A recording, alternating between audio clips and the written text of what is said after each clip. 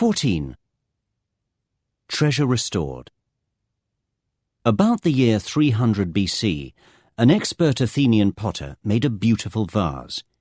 It was used for carrying water or wine in the house of a wealthy nobleman. Time passed and the vase was lost. About 2,000 years later, it was discovered by workers who were harvesting grapes in a vineyard. Miraculously, the vase was undamaged, and it was eagerly bought by a merchant for a very low price. The merchant took it away with him on his ship, as he thought he could sell it for a lot of money. Unfortunately, during the sea voyage there was a very bad storm, and the ship was wrecked.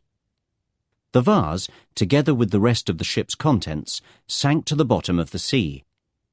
Last year it was found badly damaged and covered in seaweed by a team of divers exploring the wreck.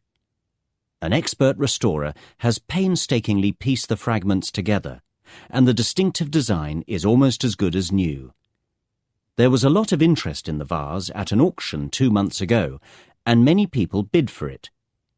The vase was finally purchased for £150,000. It is now on display in the Greek Pottery Gallery of the Metropolitan Museum of New York. Listen to the interview with a young visitor to the gallery.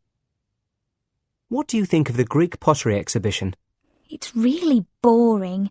Hundreds of old pots. They're all the same. Did you know that the museum has just paid £150,000 for this vase?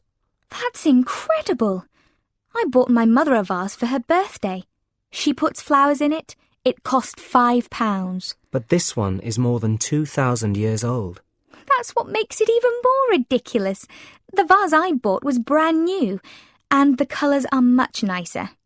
Excuse me, I want to get to a more interesting bit of the museum. The Egyptian mummies are much more fun.